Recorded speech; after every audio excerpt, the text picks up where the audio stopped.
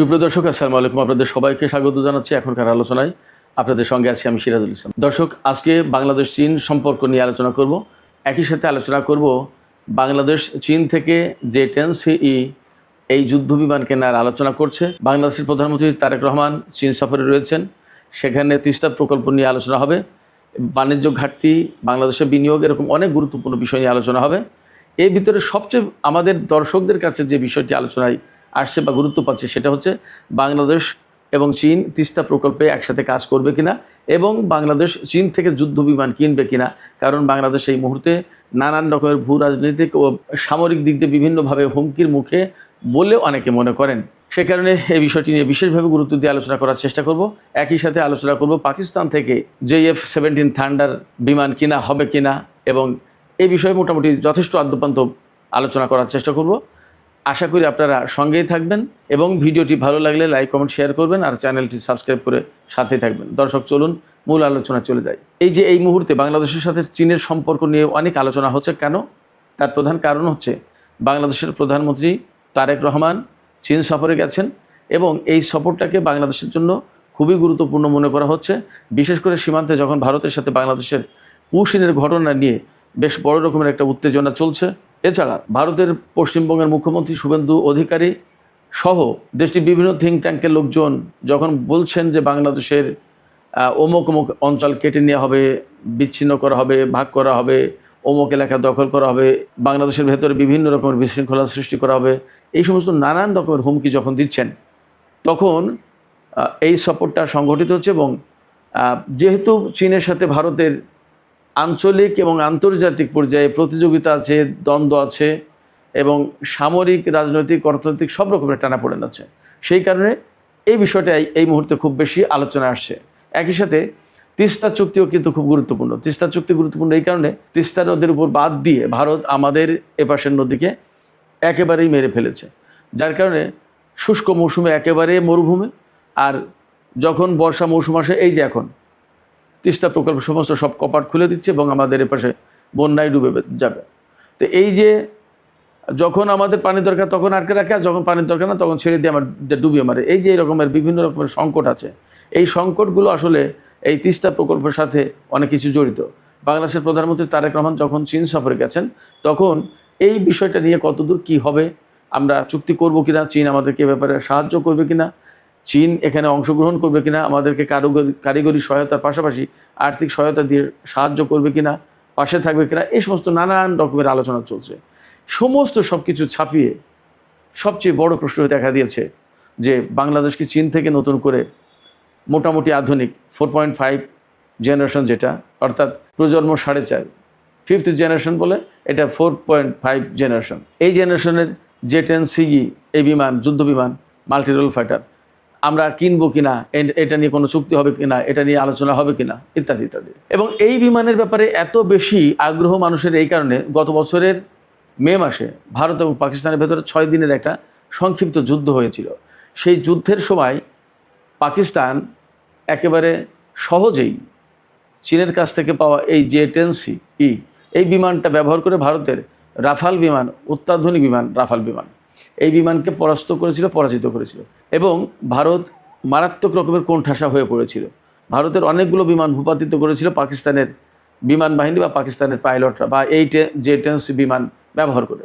সেই কারণে বাংলাদেশের মানুষ মনে করে যে এই বিমান কিনলে বুঝি আমরা ভারতের মোকাবেলায় বা ভারতের এগেনস্টে আমরা একটা শক্তিশালী অবস্থানে থাকতে পারবো এবং ভারত আমাদের বিমান বাহিনীকে বা আমাদের সামরিক শক্তিকে খানিকটা সমীহ করবে, এইরকম একটা জায়গা থেকে মানুষ প্রত্যাশা করেন। আসলে আমি যা বলি, সবচেয়ে বড় যে কারণ এই রকম প্রত্যাশার, সেটা হচ্ছে যারা এই সমস্ত প্রত্যাশা করে, যারা এরকম চিন্তা করে, তারা প্রত্যেকটা মানুষ বাংলাদেশকে ভালোবাসে। তারা বাংলাদেশের উন্নতি চায়, বাংলাদেশের কল্যাণ চায়, বাংলাদেশ স্বাধীন সার্বভৌম রাষ্ট্র হিসেবে বিশ্বের বুকে বুক উঁচু করে, মাথা উঁচু করে দাঁড়াক, এটা চাই।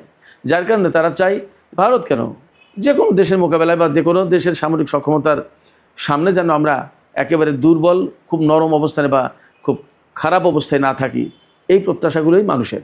যার কারণে এই যে আমাকে অনেক দিন ধরে অনেক দর্শক অনুরোধ করেছেন যে আপনি বাংলাদেশের সামরিক সক্ষমতা, ইরান, ইসরায়েল আমেরিকার এই যুদ্ধের প্রেক্ষাপটে বাংলাদেশের কী করণীয়, কী করা উচিত, বা বাংলাদেশের সামরিক সক্ষমতা কোথায়, কোন কোন জায়গায় কাজ করা দরকার, পাকিস্তানের সাথে, চীনের সাথে, ইরানের সাথে আমরা কিভাবে সম্পর্ক করতে পারি, ইত্যাদি ইত্যাদি। এবং আমি যতদূর মনে করতে পারি কেউই এই পর্যন্ত বলেনি যে ভারতের সাথে সম্পর্ক আমরা কীভাবে ডেভেলপ করতে পারি, ভারতের কাছ থেকে আমরা কী কী কিনে সামরিক দিকে উন্নতি করতে পারি, এসব তো কেউ বলেনি। যার কারণে বুঝতে পারি যে কেন যেন মানুষের ভেতরে একটা ভারত বিরোধী ফিলিংস আছে, এটা মোটামুটি আমি দেখতে পারি, বুঝতে পারি। অবশ্য ভারত বিরোধী ফিলিংস হওয়ার একটা বড় কারণ আছে, একটা না অনেকগুলো কারণ থাকতে পারে। তার ভিতরে আমি একটা কথা একটু বলে আসি এখানে। ভারত আমাদের একেবারেই নিকটতম প্রতিবেশী, 3 দিকে ভারত, একদিকে আমাদের বঙ্গোপসাগর। সেক্ষেত্রে ভারত আমাদের আসলেই খুবই গুরুত্বপূর্ণ এবং নিকটতম প্রতিবেশী তো বটেই, গুরুত্বপূর্ণ প্রতিবেশীও বটে। ভারতকে মাইনাস করে আমাদের চিন্তাভাবনা করা খুব কঠিন। এই জায়গায় আমরা আসলে ভারতকে বন্ধু হিসেবে সুন্দর, ভালো, সৎ এবং সুপ্রতিবেশী হিসেবে দেখতে চেয়েছি বা দেখতে চাই। কিন্তু মুশকিলটা হয়েছে, আমি আরেকটু কথা বলি, আমাদের 1971 সালে ভারত যে মুক্তিযুদ্ধে আমাদের যে স্বাধীনতা অর্জনের ক্ষেত্রে তারা যে সহযোগিতা করেছিল, তার জন্য আমাদের কৃতজ্ঞতা এবং ধন্যবাদ আছে।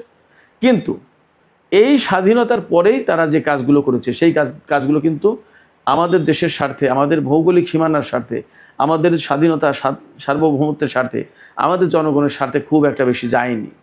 বাংলাদেশ স্বাধীন হওয়ার পরেই কিন্তু ফারাক্কাবাদ চালু করেছে এবং শেখ মুজিবুর রহমানের কাছ থেকে অনুমতি নিয়ে পরীক্ষামূলক চালু করা হয়েছিল। সেই পরীক্ষামূলক চালু আর জীবনে কোনোদিন শেষ হলো না। পরবর্তীতে আমরা ফারাক্কাবাদের কতটা নির্মম শিকার আমরা বাংলাদেশের প্রত্যেকটা নাগরিক কম বেশি জানি, ভারতের লোকজনও জানে, আন্তর্জাতিক সম্প্রদায়ের লোকজনও জানে, এটা আন্তর্জাতিক একটা ইস্যু। এরপরে তিস্তা প্রকল্প, একই কাহিনী। তিস্তার উজানে বাদ দিয়ে আমাদের উত্তর অঞ্চলের সবচেয়ে বড় নদী তিস্তা, সেই তিস্তা নদীকে একদম মেরে ফেলেছে, ধ্বংস করে দিয়েছে এবং আমরা এখন মরুভূমি প্রায় উত্তরাঞ্চল। বর্ষাকালে পানি ছেড়ে দিলে আমরা ডুবে মরি, নদীর নাব্যতা নেই, স্রোত নেই, নদীর বাদ দেওয়ার কারণে স্রোত নেই আমাদের পাশে, দিন দিন নদী ভেঙে চর পড়ে নদীর নাব্যতা হারিয়েছে। বর্ষাকালে যখন প্রচণ্ড রকম বেগে পানি ছেড়ে দেয়, প্রচুর পরিমাণে পানি ছেড়ে দেয়, আমাদের নদীতে ধারণ ক্ষমতা না থাকার কারণে, নাব্যতা না থাকার কারণে সেই পানি একাকার হয়ে যায়, একুল ওকুল দুকুল ছাপিয়ে বন্যার সৃষ্টি করে এবং আমাদের ফসলের ক্ষতি হয়, মানুষজনের ক্ষতি হয়। প্রতি বছর আমরা আর্থিক সংকটে পড়ে যাই বন্যায় ক্ষতিগ্রস্ত হয়ে। তার মানে আমাদের, এবং এই যে তারা বন্যায় মারছে, শুষ্ক মৌসুমে পানিতে মারছে, অর্থাৎ 2 মৌসুমেই পানিতে মারছে, একবার পানি না দিয়ে আর একবার পানি দিয়ে। এই যে পানি দিয়ে এবং না দিয়ে, তার মানে কি ভারত আমাদেরকে বোঝালো যে আমি যদি দিই তবে তুমি পাবে, আমি যদি না দিই তবে তুমি পাবে না। তার মানে আমরা তাদের উপর নির্ভরশীল। এই যে বড় ভয় সুলভ একটা আচরণ করলো, অর্থাৎ কোনো ক্ষেত্রে সে প্রভু হয়ে দাঁড়ালো যে সে দিলে পাবো, না দিলে পাবো না। অথচ আন্তর্জাতিক নদী হিসেবে আমাদের কিন্তু ন্যায্য অধিকার, আমার ভাটির দেশ হিসেবে আমাদের পানি পাওয়ার অধিকার, ন্যায্য অধিকার, সেই অধিকার থেকে আমাদের বঞ্চিত করছে। একইভাবে এরকম আমাদের বাংলাদেশের উজানে বলা হয় 54টা নদীতে, অভিন্ন 54টা নদীতে বাদ দিয়েছে, কিন্তু সংখ্যাটা সম্ভবত আরও বেশি। আমরা যদি 54টা নদীর কথা ধরিও, তাহলেও বাংলাদেশের ভেতরে আরও বহু সংখ্যক নদী এই বাঁধ এবং ভারতের পানি আটকে দেওয়ার কারণে আমাদের নদীগুলো মরে গেছে। খাল, বিল, নদী, নালা সব কিছু শেষ। আমাদের এতে মাছের প্রজন্ম, মাছের প্রজাতি নষ্ট হয়েছে, আমাদের ধান ফসল, আমাদের নদীর নাব্যতা, জোয়ার না থাকার কারণে উজানে লবণাক্ত পানি চলে আসছে। আমরা ভূপ্রকৃতি বিভিন্নভাবে, মরুকরণ হচ্ছে, লবণাক্ততা হচ্ছে, বহুভাবে আমরা ক্ষতিগ্রস্ত। জলবায়ু, আবহাওয়াগত সব দিক দিয়ে আমরা ক্ষতিগ্রস্ত এই ভারতের কারণেই। সেক্ষেত্রে বাংলাদেশের মানুষ ভারতকে যদিও বন্ধু ভাবতে চাই, বন্ধু ভেবেছিল, কিন্তু ভারতের কারণেই সেই জিনিসটা নষ্ট হয়ে গেছে। একদম সহজ কথা। এই কথাটা ভারত কখনোই বুঝতে চেয়েছে বলে আমার কাছে মনে হয় না। যাই হোক, এইরকম একটা জায়গা থেকে আমরা তো অনেক জায়গায় বঞ্চিত। আমাদের এত বৃহৎ প্রতিবেশী, তারা সীমান্তে আমাদের বিজিবি আছে বা বিডিআর ছিল, তাদের বিএসএফ আছে, এর ভেতরেও কাঁটা তারের বেড়া দিয়ে আমাদেরকে ঘেরাও করে ফেলছে।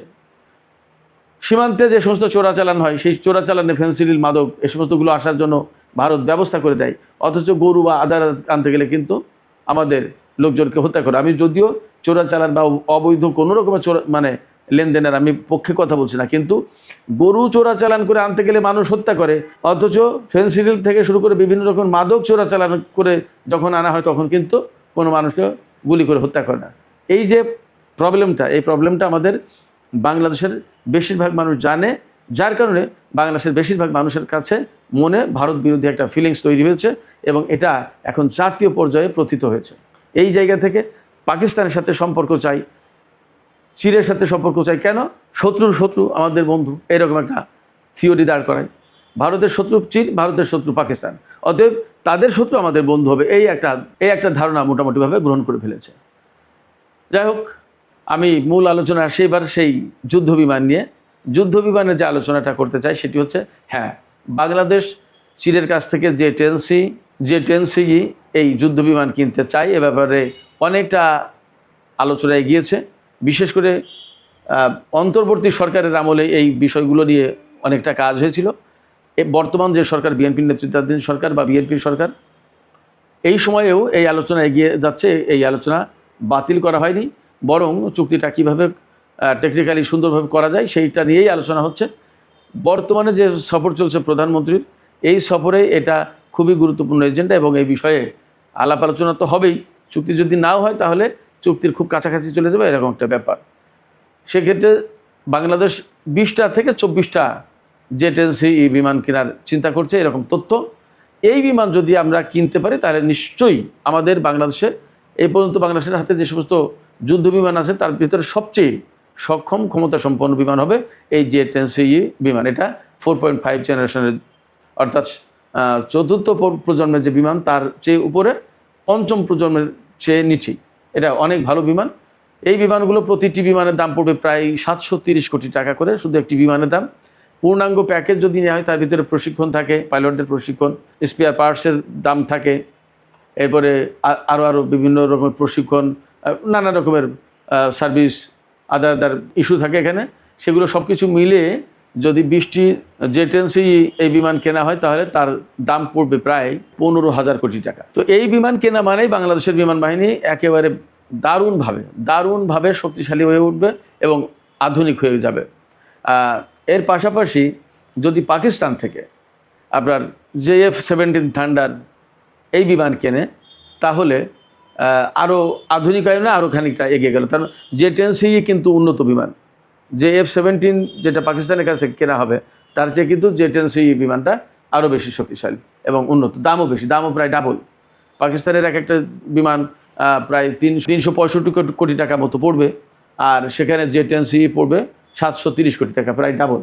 তো সেক্ষেত্রে শক্তির তুলনায় JF-17 থান্ডারের চেয়ে যে-10C যে ডাবল তা কিন্তু বলা যাবে না, কিন্তু মানে অবশ্যই যে-10C উন্নত।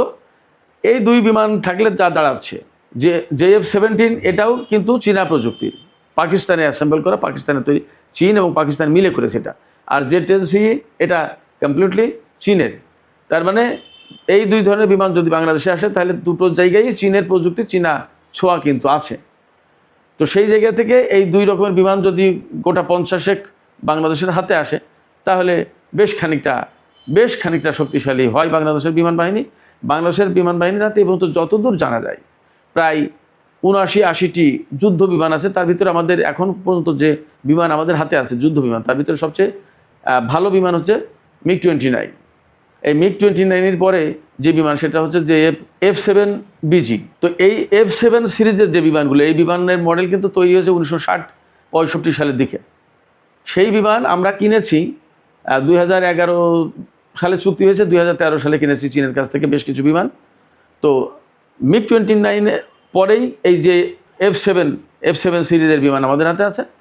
আমাদের হাতে আছে রাশিয়ার তৈরি বা আরও বিভিন্ন জায়গার হেলিকপ্টার, তারপরে মার্কিন হারকিউলিস বিমান, পরিবহন বিমান যেটা, এরকম বিভিন্ন দেশের বিমান আছে। তবে আমাদের যুদ্ধ বিমান মূলত রাশিয়া এবং চীনের তৈরি বিমান। তো এই পর্যায়ে আমাদের বিমান বাহিনীকে যদি সত্যি আধুনিকায়ন করতে হয়, আধুনিক করতে হয়, শক্তিশালী করতে হয়, তাহলে এই সমস্ত বিমান কেনার কোনো বিকল্প নেই। সেক্ষেত্রে বাংলাদেশ সরকার যখন উদ্যোগ নিয়েছে এবং এ ব্যাপারে দুই দেশের সাথেই আলোচনা চলছে, তাতে নিশ্চয়ই আমরা একটা ভালো অবস্থায় যাব এবং এই চুক্তি হবে এমনটা আমরা আশা করতেই পারি।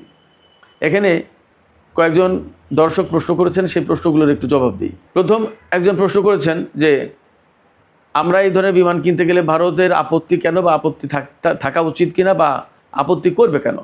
আমি মনে করি যে যেহেতু বাংলাদেশ স্বাধীন সার্বভৌম দেশ, আমরা কার কাছ থেকে কী কিনবো সেটা আমাদের সম্পূর্ণ নিজস্ব ব্যাপার। এখানে কারোর আপত্তি থাকা উচিত নয়। এটা সৎ প্রতিবেশী সুলভ আচরণ নয়। ভারত রাশিয়ার কাছ থেকে না আমেরিকার কাছ থেকে না ফ্রান্সের কাছ থেকে কার কাছ থেকে কী কেনে এটা যেমন আমরা দেখি না, তেমনি আমরা কার কাছ থেকে কী কিনছি এটা ভারতের দেখা উচিত না। এটা কোনোভাবেই নীতিগত দিক দিয়ে সমর্থন করা যায় না। ফলে আমি এই দর্শকের প্রশ্নের সাথে সম্পূর্ণভাবে একমত। বাংলাদেশ চীন সম্পর্ক নিয়ে একটু আলোচনা করতে বলেছেন। আমি আপনাদেরকে খুব সহজে এবং সংক্ষেপে যে কথা বলতে চাই সেটি হচ্ছে, চীন বাংলাদেশের সাথে যথেষ্ট ভালো সম্পর্ক রাখে। এবং আমি আপনাদেরকে বলি, বাংলাদেশ স্বাধীন হওয়ার পরে বাংলাদেশের স্বাধীনতা সার্বভৌমত্বকে কিন্তু চীন প্রথমে স্বীকার করেনি, স্বীকৃতি দেয়নি। 1975 সালের 15ই আগস্টের আগ পর্যন্ত বাংলাদেশকে রাষ্ট্রীয়ভাবে স্বীকৃতি দেয়নি চীন। 1975 সালের 15ই আগস্ট যখন শেখ মুজিবুর রহমান মারা যান, তারপরে 31শে আগস্ট বাংলাদেশকে স্বীকৃতি দেয় চীন। এবং 1976 সালে প্রেসিডেন্ট জিয়াউর রহমান রাষ্ট্র ক্ষমতায় আসার পরে বা রাষ্ট্র পরিচালনার দায়িত্ব পাওয়ার পরে সর্বপ্রথম তিনি চীন সফর দিয়ে কিন্তু শুরু করেছিলেন। চীন সেই জায়গা থেকে বাংলাদেশের একটা অকৃত্রিম বন্ধু বা বিএনপির অকৃত্রিম বন্ধু একথা বলা যায়। এবং এই স্বীকৃতি বা এই যে সম্পর্ক প্রতিষ্ঠা হলো 1975 সালের 31 আগস্ট, তারপর থেকে কিন্তু চীনের সাথে আমাদের সবসময় ভালো সম্পর্ক ছিল এবং চীন কিন্তু আমাদের পাশে সবসময় বন্ধু হিসেবে থেকেছে। আর এখন বাণিজ্য আদার যে সমস্ত সেকশন আছে সেখানে আমরা কতটা চীন নির্ভর হয়ে পড়েছি সেটা তো আমাদের কম বেশি সবার জানা। তো চীনের সাথে অনেকে বলে চীন ব্যবসা ছাড়া কিছু বোঝে না। আমি ব্যক্তিগতভাবে বলি যে না, চীন ব্যবসা ছাড়া বোঝে না তা কিন্তু না, তার আন্তর্জাতিক অঙ্গনের বিরাট ভূ রাজনীতির পলিসি আছে। অতএব সে ব্যবসা ছাড়াও অনেক কিছু বোঝে এবং ব্যবসা যখন বোঝে তখন তার ভেতরে ভূ রাজনীতি থাকে। তার মানে আমার সাথে ব্যবসা করবে কি করবে না, আমার সাথে সুবিধা কোথায় অসুবিধা কোথায়, এগুলো তার যেমন বিবেচনা থাকে, তেমনি চীন বিশ্বস্ত বন্ধু হিসেবে অনেক দেশের পাশেই দাঁড়ায়। এটা পৃথিবীর নজির আছে। এই যে ইরানের সাথে যে ইসরায়েল এবং আমেরিকার যুদ্ধ, সেখানে কিন্তু চীন তার পাশে বিশ্বস্ত বন্ধু হিসেবে দাঁড়িয়েছে। এটা কিন্তু গুরুত্বপূর্ণ ব্যাপার, বিপদে পাশেই থাকে। এই জায়গা থেকে আমরা চীনের সাথে যে সম্পর্ক রাখি সেই সম্পর্ক আরও দিন দিন বাড়ানো উচিত বলে আমি মনে করি। আরেকজন প্রশ্ন করেছেন বিগত সরকারের সাথে চীনের সম্পর্ক। হ্যাঁ, চীনের সাথে বিগত সরকারেরও সম্পর্ক ছিল, কিন্তু চীনের সাথে বিগত সরকারের সম্পর্ক আর এখনকার সরকারের সম্পর্কের ভেতরে নীতিগত বিভিন্ন দিক দিয়ে পার্থক্য হবে। বিগত সরকার আসলে সবাইকে সন্তুষ্ট রেখে নিজের কাজ সিদ্ধি করতে চেয়েছিল, নিজে ক্ষমতায় থাকতে চেয়েছিল। বাস্তব কথা হচ্ছে যে এইভাবে আসলে থাকা যায় না, সবাইকে সন্তুষ্ট করে একটা পর্যায়ে থাকা যায় না। কোথাও না কোথাও গিয়ে আপনাকে একটা সাইড নিতেই হবে। সবার সাথে ভালো সম্পর্ক রাখার চেষ্টা করা উচিত, কিন্তু কোথাও না কোথাও গিয়ে আপনাকে একটা অবস্থান নিতে হবে, এটা বাস্তবতা। যেমন এই মুহূর্তে আমেরিকা আমাদের সাথে ভালো সম্পর্ক চাই, ভারত চাই, রাশিয়া চাই, জাপান চাই, চীন চাই, সবাই চাই, পাকিস্তান চাই। এখন আমরা কার সাথে কোন মাত্রায় সম্পর্ক করব, এই জায়গায় আমাদের পররাষ্ট্রনীতি থেকে এটা ঠিক করতে হবে। এবং এই জায়গায় আমি বলি, এখানে আমাদের শক্তিশালী থিঙ্ক ট্যাঙ্ক থাকা দরকার। এই থিঙ্ক ট্যাঙ্ক না থাকলে আসলে আমরা অনেক কিছু বুঝতে পারবো না, গবেষণা করতে পারবো। গবেষণা না হলে এগুলো হয় না। পৃথিবীর বহু দেশের এরকম থাকে, একেবারে শব্দ ধরে ধরে দেশ না, শব্দ ধরে ধরে থিঙ্ক ট্যাঙ্ক থাকে। আমরা হয়তো সেই পর্যায়ে যেতে পারবো না, অন্তত দেশ ধরে, অঞ্চল ধরে আমরা থিঙ্ক ট্যাঙ্ক গঠন করা উচিত এবং এ নিয়ে প্রচুর কাজ করা উচিত। আমাদেরকে আসলে পিছিয়ে পড়ে থাকলে চলবে না এবং দুর্বল ভাবলে, গরিব ভাবলে চলবে না। আমাদেরকে সামনে এগিয়ে যেতে হবে এবং খুব স্ট্রংলি এগিয়ে যাওয়ার চেষ্টা করতে হবে। এই জন্য যেমন সামরিক সহযোগিতা দরকার, চুক্তি দরকার, শক্তি অর্জন করা দরকার, তেমনি রাজনৈতিক, তেমনি ডিপ্লোমেসি, তেমনি আন্তর্জাতিক সম্পর্ক বিশ্লেষণ এবং আন্তর্জাতিক সম্পর্ক বিশ্লেষণের ক্ষেত্রে আমাদের থিঙ্ক ট্যাঙ্ক থাকা দরকার। এটা অপরিহার্য। মধ্যপ্রাচ্যের সাথে, ইরানের সাথে, সৌদির সাথে, কাতারের সাথে, পাকিস্তানের সাথে, কোন দেশের সাথে আমাদের কীরকম সম্পর্ক হবে, কোথায় কম, কোথায় বেশি, কোথায় এগোবো, কোথায় পিছাবো, এভরিথিং আমাদেরকে ডিসকাস করতে হবে, গবেষণা করতে হবে এবং সেই অনুযায়ী পলিসি নির্ধারণ করতে হবে। আর এক ভাই প্রশ্ন করেছেন যে বাংলাদেশ ইরান সামরিক সম্পর্ক করতে পারে কিনা, বা ইরানের কাছ থেকে আমরা কীভাবে সামরিক সহায়তা বা সম্পর্ক করতে পারি, নিতে পারি সহায়তা। এই মুহূর্তে ইরানের কাছ থেকে সামরিক সহায়তা নেওয়া কঠিন। এই কারণে বলবো যে এখনও তো নিষেধাজ্ঞা পুরোপুরি উঠে যায়নি। তেল সংক্রান্ত যে নিষেধাজ্ঞা সেইগুলো উঠেছে। এই আলোচনা এবং এক পর্যায়ে যদি চূড়ান্ত চুক্তি হয়, হয়তো তখন ইরান মুক্তভাবে সব কিছু করতে পারবে। তখন আমরা নিষেধাজ্ঞা মুক্ত ইরানের সাথে আমরা অনেক কিছু করতে পারবো এবং এই জায়গায় আমরা করতে চাই কিনা সেটা আগে নির্ধারণ করতে হবে। কারণ মধ্যপ্রাচ্যের রাজনীতির সাথে অনেকগুলো হিসাব বিকাশ, শিয়া সুন্নির প্রশ্ন আছে। সৌদি আরব, পাকিস্তান, তুরস্ক, ইরান সবাই এক একটা প্লেয়ার। সংযুক্ত আরব আমিরাত, ভারত, ইসরায়েল, আমেরিকা, নানামুখী। আমরা 1994 সালে বেগম খালেদা জিয়া প্রথমবার সরকারে যখন তিনি যখন প্রধানমন্ত্রী তখন ইরানের প্রেসিডেন্ট হাশেমি রাফসানজানি ছিলেন বাংলাদেশে। ইরানের পক্ষ থেকে প্রস্তাব দেওয়া হয়েছিল যে আমরা একটা রিফাইনারি, তেল রিফাইনারি করে দিতে চাই, কিন্তু বাংলাদেশ তখন নিতে পারিনি আমেরিকার চাপে। কেমন? তো আমেরিকার চাপ যখন আমরা বিবেচনায় নিই তখন তো আমরা অনেক কিছু করতে পারবো না। কিন্তু এটা পরিবর্তিত বিশ্ব, এই যে ইরানের সাথে যে যুদ্ধটা হলো সেই যুদ্ধের মধ্য দিয়ে নতুন করে বিশ্ব ব্যবস্থা পরিবর্তিত হয়ে যাবে এবং এটা হবেই। তো সেই জায়গায় আমরা কীভাবে অ্যাডাপ্ট করবো এবং এই পলিসির সাথে নিজেদেরকে খাপ খাওয়াবো, এই ধারায় আমরা নিজেদেরকে যুক্ত করবো, এগুলো সব গবেষণার ব্যাপার। থিঙ্ক ট্যাঙ্কে আলোচনা হয়, সেইভাবে সরকারকে পলিসি দিতে হবে, সরকার সেগুলো ইমপ্লিমেন্ট করবে। এজন্য অনেক কিছু প্রতিষ্ঠা করা দরকার। আসলে আমাদের এই ভাবনা চিন্তা থিঙ্ক ট্যাঙ্ক দরকার হবে, গবেষণা সেল দরকার। তো ইরান থেকে আমরা নিতে পারি কিছু কিছু ন্যায়ও, ইরান থেকে হয়তো খুব সামান্য মাত্রায় কিছু কিছু গোলাবারুদ এই সমস্ত ন্যায়, তা আমরা আরও অনেক কিছু নিতে পারি। এবং ইরানের কী সামরিক সক্ষমতা সেটা তো আমরা কম বেশি দেখলাম। বিশেষ করে ড্রোন প্রযুক্তি তো নিতেই পারি। তো সেই ন্যায়টা আমেরিকা বা আদার যে সমস্ত প্লেয়ার আছে তাদের সাথে আমরা কীভাবে কি ডিপ্লোমেসি মেনটেন করবো, তাদের সাথে সম্পর্ক ধরন, তাদের সাথে কি টানাপোড়েন সৃষ্টি হবে কি হবে না, বা আমাদের লাভ ক্ষতি কোথায়, আমরা কতটুকু স্বাধীনভাবে আমাদের পলিসি ইমপ্লিমেন্ট করতে পারবো, এগিয়ে নিয়ে যেতে পারবো, এগুলো সবই আলোচনার বিষয়।